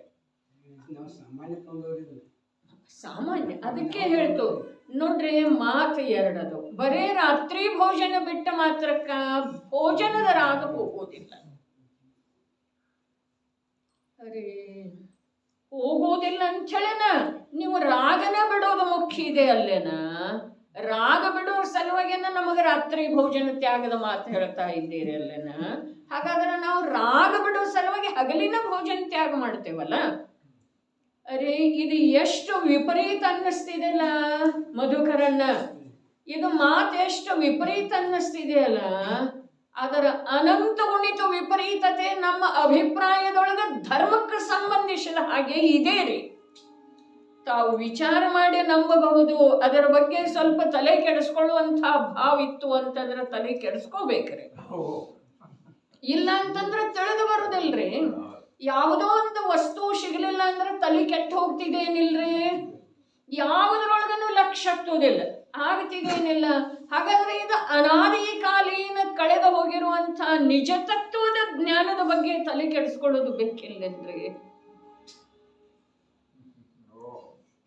ಯಾವುದೇ ಒಂದು ಶ್ಲೋಕದ ಕುರಿತಾಗಿ, ಯಾವುದೇ ಒಂದು ಜಿನಾಗಮದ ವಾಕ್ಯದ ಕುರಿತಾಗಿ ನಮಗೆ 2-3 ರಾತ್ರಿ ಕಳೆದ್ರೂ ನಿದ್ರೆನೇ ಬರಲಿಲ್ಲ. ಹೀಗೆ ಯಾವತ್ತ ಆಗ್ತಿದೆಯೋ ಆವಾಗ ನಮಗೆ ಜನವಾಣಿ ಸ್ವಲ್ಪ ತಿಳಿಲಿಕ್ಕೆ ಶುರುವಾಗ್ಬೋದ್ರಿ. ನಾವು ಕೇಳಿದೆವು, ಬಿಟ್ಟೆವು, ಮತ್ತು ಮುಂದಿನ ವಾರ ಕೇಳಿದ್ರೆ ಎಲ್ಲಿ ಮತ್ತು ಭೂಮಿಕಾ ನಿರ್ಮಾಣ ಮಾಡುವುದರೊಳಗೆ 3/4 ಗಂಟೆ ಕಳೆದು ಹೋಯ್ತು. ಏನೂ ಉಪಯೋಗ ಇಲ್ಲ. ನಮ್ಮ ಸ್ವಾಧ್ಯಾಯ ಅದಕ್ಕೆ ಇದುವರೆಗೆ ಕೆಲಸಕ್ಕೆ ಬರಲಿಲ್ಲ. ನಮಗೆ ಸಣ್ಣ ಸಣ್ಣ ಮಾತು ಎಷ್ಟು ದೊಡ್ಡವಾಗಿ ಕಾಣಿಸ್ತಾ ಇದ್ದಾವೆ. ವಿಕಾರದ್ದು ರೀ, ವಿಕಾರದ್ದು. ಅರೇ ಪದೇ ಪದೇ ಹೇಳುವ ಅವಶ್ಯಕತೆ ಇಲ್ಲ. ಆದ್ರೆ ನಮ್ಮ ಅಂತರಂಗದೊಳಗ ಇದುವೇ ಮುಖ್ಯ ಇದೆ. ಆ ಸರ್ವಜ್ಞ ಪ್ರಭು ಹೇಳಿರುವಂತ ವಸ್ತು ಸ್ವರೂಪ ಒಂದು ಸ್ವಲ್ಪ ಕೂಡ ಮುಖ್ಯ ಆಗ್ತಾ ಇಲ್ಲ.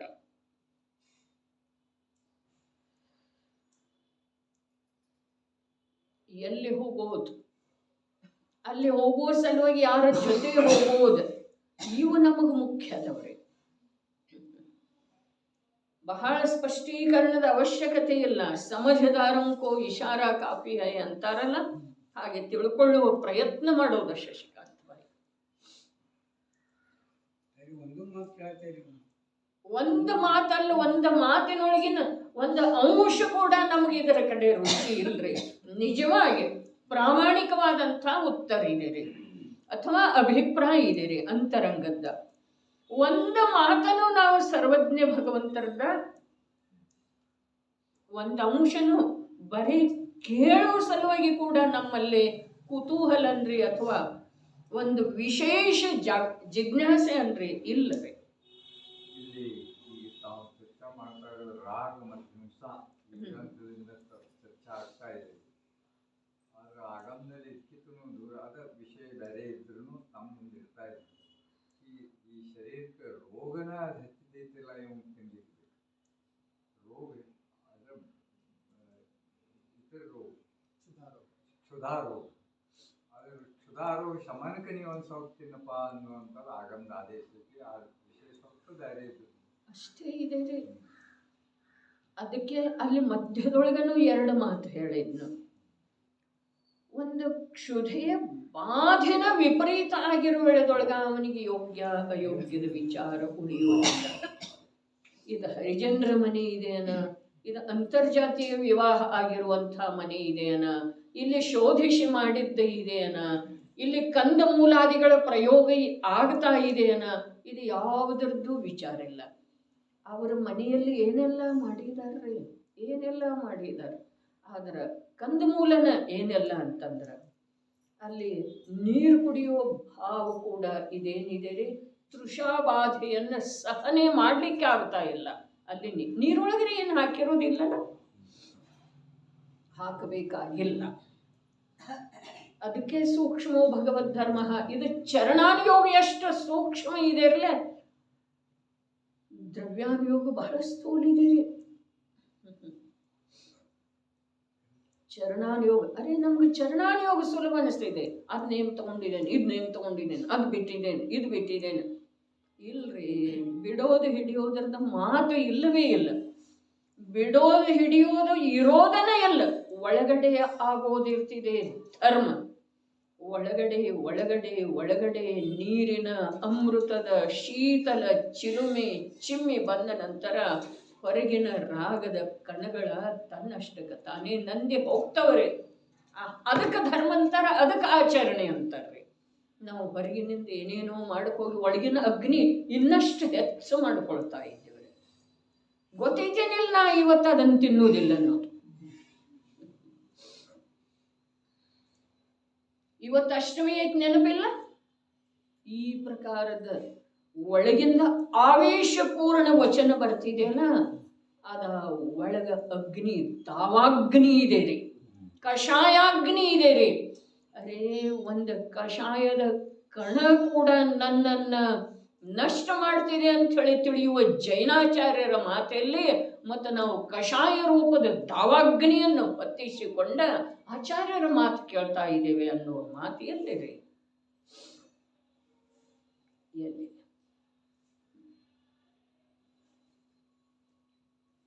ಸೂಕ್ಷ್ಮ ಇದೆ. ಚರಣಾನುಯೋಗ ಅತ್ಯಂತ ಸೂಕ್ಷ್ಮ ಇದೆ ಅಂಥೇಳಿನ ಎಲ್ಲಿ ಕ್ಷುಧಾಬಾಧೆ ವಿಪರೀತ ಇದೆಯೋ ಅಲ್ಲಿ ಜೀವಯೋಗ್ಯ ಅಯೋಗ್ಯದ ವಿಚಾರ ಶಕ್ತಿ ಅಳಸಿ ಹೋಗಿರ್ತಿದೆ ರೀ. ಒಂದು ಮಾತು. ಎರಡನೇದ್ದ ಯೋಗ್ಯ ಅಯೋಗ್ಯದ ನಿರ್ಣಯಲ್ಲೇ ಆಗಿ ಹೋಗಿದೆಯೋ, ಎಲ್ಲಿ ಜೀವನಿಗೆ ಯೋಗ್ಯ ಅಯೋಗ್ಯದ ನಿರ್ಣಯ, ಭೋಜನದ ಹೇಳ್ತಾ ಇಲ್ಲ ನಾನು, ಭೋಜನದ ಕುರಿತಾಗಿ ಯೋಗ್ಯ ಅಯೋಗ್ಯದ ಮಾತು ಹೇಳ್ತಾ ಇಲ್ಲ. ಆದರೆ ಯಾವ ಜೀವನಿಗೆ ಯೋಗ್ಯ ಅಯೋಗ್ಯದ ನಿರ್ಣಯ ಆಗಿ ಹೋಗಿದೆಯೋ ಅವನಿಗೆ ಕ್ಷುಧಾಬಾಧೆ ಏನೂ ಮಾಡಲು ಸಾಧ್ಯ ಇಲ್ಲ. ಇದಕ್ಕೇನ್ರಿ ಉದಾಹರಣೆ? ಅದೇ ಯುಗದ ಆದಿಯೊಳಗ ಆದಿದೇವರನ್ನು ಉದಾಹರಣೆ ಇದ್ದಾರೆ. ಇದಕ್ಕ ನೀವು ಆದಿದೇವರ ಪರಂಪರೆಯವರು ಹೌದು ಅಥವಾ ಅಲ್ರಿ?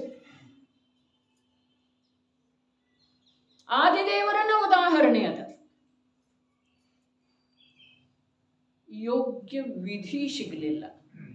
ಅವ್ರಿಗೇನು ಮಾಡಿದ್ರಿ ಕ್ಷುಧಾಬಾಧೆ.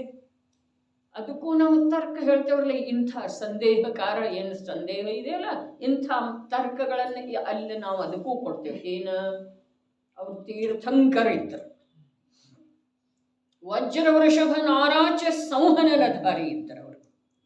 ಅರೆ, ವಜ್ರ ವೃಷಭ ನಾರಾಚ ಸಂಹನನ ಮತ್ತು ಜೀವದ ಭಾವಕ್ಕ ಏನು ಸಂಬಂಧ ಇದೆ ರೀ?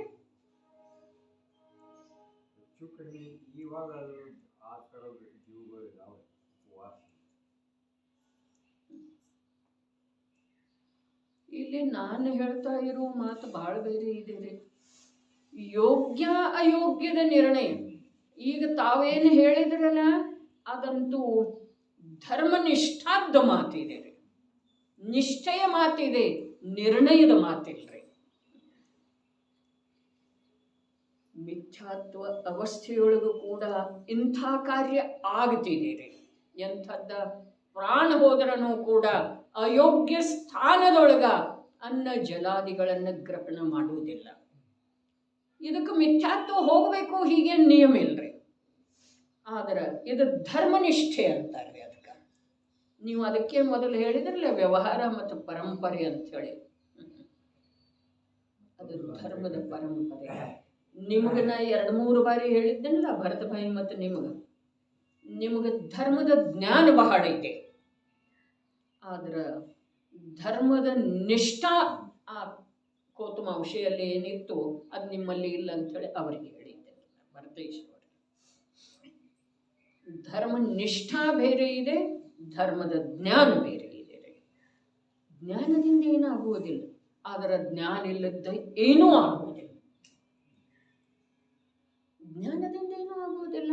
ಅದಕ್ಕೆ ಜ್ಞಾನ ಇತ್ತೇನ, ಬೆಕ್ಕ ಬಂದ್ರೆ ಹಾರಿ ಹೋಗ್ತೇನೆ, ಬೆಕ್ಕ ಬಂದ್ರೆ ಹಾರಿ ಹೋಗ್ತೇನೆ.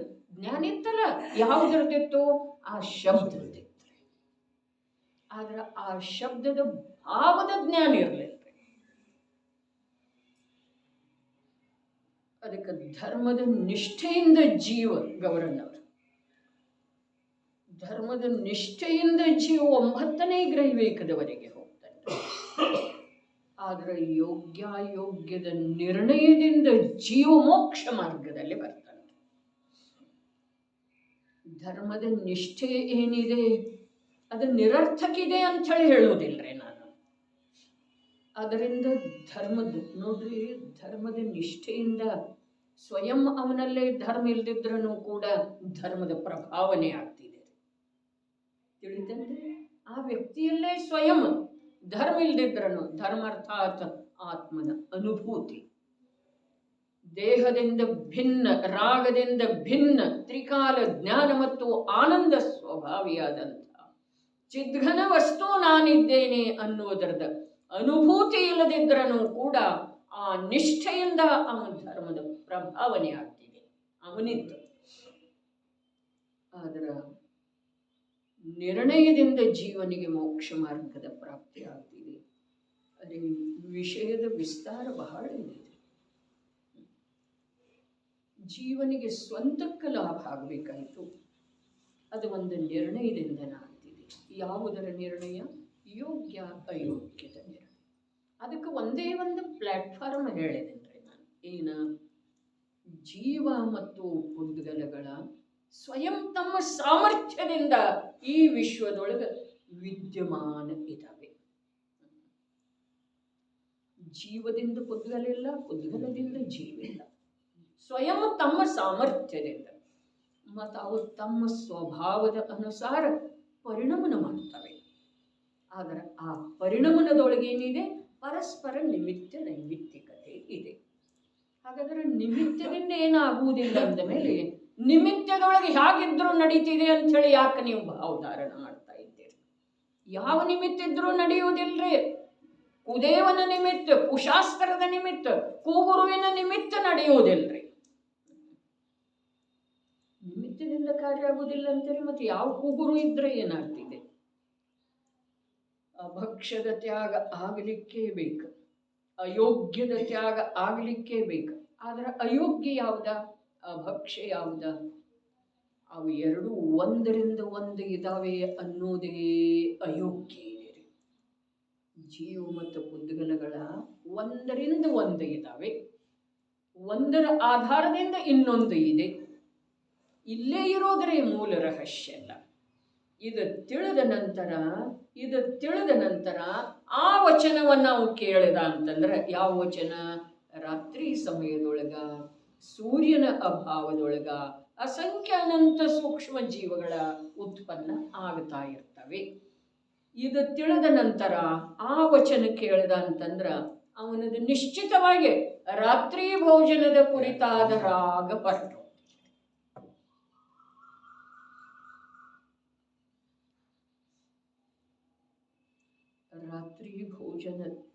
ರಾತ್ರಿ ಭೋಜನದೊಳಗೆ ಈ ಪ್ರಕಾರದ ಹಿಂಸೆ ಆಗ್ತಿದೆ ಅಂತ ಹೇಳಿ ಈ ನಿರ್ಣಯ ಇಲ್ಲದ ಈ ಮೂಲ ಮಾತನ್ನು ತಿಳಿಯದೆ ಅವನು ಯಾವ ತಿಳಿದಿದ್ದಾನಲ್ಲ, ಅವನಿಗೆ ರಾತ್ರಿ ಭೋಜನದ ತ್ಯಾಗ ಆಗಿದೆ, ಆದರೆ ರಾತ್ರಿ ಭೋಜನದ ರಾಗದ ತ್ಯಾಗ ಆಗಿದೆ. ಇದು ವ್ಯತ್ಯಾಸ ಇದೆ.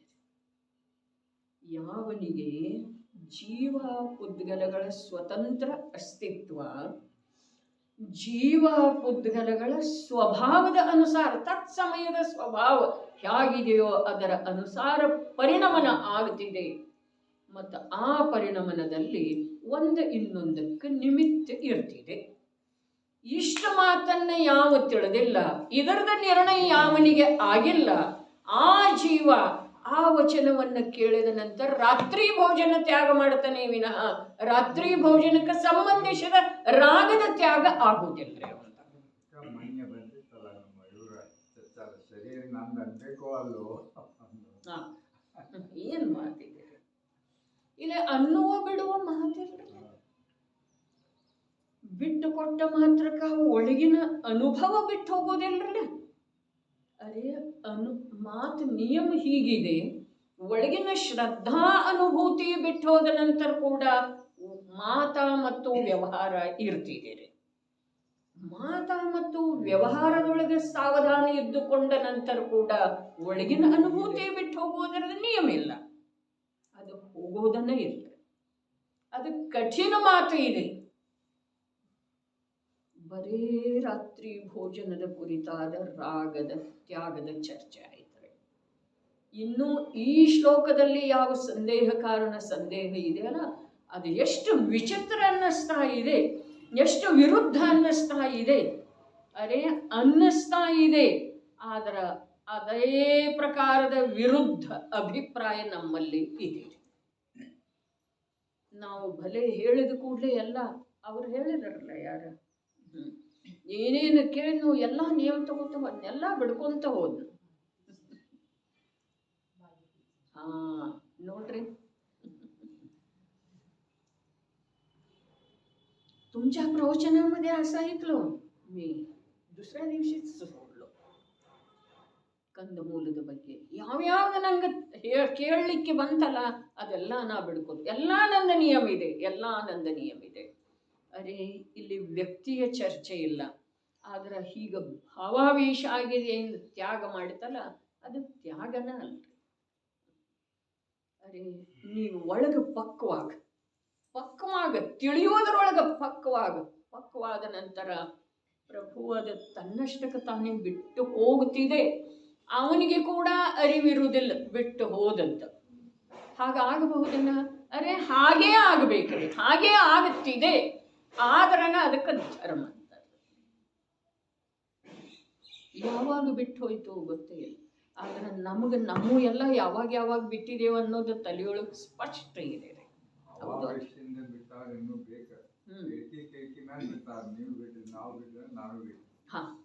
ಅದು ನೋಡ್ರಿ, ಹೇಳಿಕೆ ಮೇಲೆ. ಅರೆ, ಎಲ್ಲಾರು ಮಾಡ್ತಾ ಇದ್ದಾರೆ, ಎಲ್ಲಾರು ಬಿಟ್ಟಿದ್ದಾರೆ, ನಾನು ಎಲ್ಲಾರು ನೋಪಿ ಮಾಡ್ತಾ ಇದ್ದಾರೆ, ನಾನು ಮಾಡ್ತೇನೆ. ಮಾಡಪ್ಪ. ಎಲ್ಲರೂ ಶಿಖರ್ಜಿಗೆ ಹೋಗ್ತಾ ಇದ್ದಾರೆ, ನಾನು ಮನುಷ್ಯ ಆದ ನಂತರ ಜೈನ ಕುಲದೊಳಗೆ ಹುಟ್ಟಿದ ನಂತರ ಒಮ್ಮೆ ಶಿಖರ್ಜಿ ದರ್ಶನ ಆಗ್ಲಿಕ್ಕೆ ಬೇಕು, ಅದಕ್ಕೆ ಸಾಲ ಸೂಲ ಮಾಡ್ಯಾಕಾಗಲ್ತು. ನಾನು ಶಿಖರ್ಜಿ. ಇವೆಲ್ಲ ಏನದವ? ಧರ್ಮದ ಜ್ಞಾನ ಇಲ್ಲದ ಧರ್ಮದ ಕ್ರಿಯೆ ಮಾಡೋದ್ರೆ. ನೋಡ್ರಿ, ವಿಚಾರ ಮಾಡಿದ್ರೆ ಇವುಗಳ ವಿಪರೀತ ಫಲ ಏನಿದೆ ಅಲ್ಲ ಅದ ಮಹಾಭಯಂಕರ ಇದೆ. ನೋಡ್ರಿ, ಜಿನಾಜ್ಞೆಯ ಅನುಸಾರ ಶ್ರದ್ಧೆ ಮಾಡಿ ಅನಂತ ಬಾರಿ ಅಯೋಗ್ಯದ ತ್ಯಾಗ ಮಾಡಿದೆವರೇ. ಆದ್ರೆ ಯೋಗ್ಯದ ಗ್ರಹಣಪೂರ್ವಕ ಅಂಶ ಕೂಡ ಅಯೋಗ್ಯದ ತ್ಯಾಗ ಇದುವರೆಗೆ ನಮ್ದು ಆಗಿಲ್ಲ. ಬರೇ ಈಗೇನು ಹೇಳಿತು, ಯಾವನಿಗೆ ಜೀವ ಪುದ್ಗಲಗಳ ಭಿನ್ನತೆಯ, ಜೀವ ಪುದ್ಗಲಗಳ ಸ್ವಭಾವ ಅನುಸಾರ ಪರಿಣಮನದ, ಆ ಪರಿಣಮನದಲ್ಲಿ ಪರಸ್ಪರ ನಿಮಿತ್ತ ನೈಮಿತ್ತಿಕತೆ ಇದೆ ಎನ್ನುವುದರ ಖಾತ್ರಿ ಆಗಿದೆ. ಆ ಜೀವ ಒಂದು ವೇಳೆ ರಾತ್ರಿ ಭೋಜನದೊಳಗ ಈ ಪ್ರಕಾರ ಅಗಣಿತ ಜೀವದ ಹಿಂಸೆ ಇದೆ ನೋಡಪ್ಪ. ಇಷ್ಟು ಕರ್ಣದ ಮೇಲೆ ಬಿದ್ದ ಕೂಡಲೇ ಅವನಿಗೆ ರಾತ್ರಿ ಭೋಜನಕ್ಕೆ ಸಂಬಂಧಿಸಿದ ರಾಗ ಸರ್ವಥಾ ನಷ್ಟ ಆಗಿ ಹೋಗ್ತದೆ. ಇನ್ನು ಪ್ರಶ್ನೆ ಮತ್ತೊಂದು ಉಳಿತ, ಏನ? ಕೇವಲ ರಾತ್ರಿ ಭೋಜನದ ತ್ಯಾಗ ಆದ ನಂತರ ಭೋಜನಕ್ಕೆ ಸಂಬಂಧಿಸಿದ ರಾಗ ಹೋಗ್ತಿದೆಯನ್ನ, ಇದೊಂದು ಪ್ರಶ್ನೆ ಇದೆ. ಆ ಪ್ರಶ್ನೆಗೆ ಕೂಡ ಸಮರ್ಪಕವಾದಂಥ ಪರಿಹಾರ ಸಿಕ್ಕ ನಂತರ ಈ ಸಂದೇಹ ಕಾರಣ ಸಂದೇಹ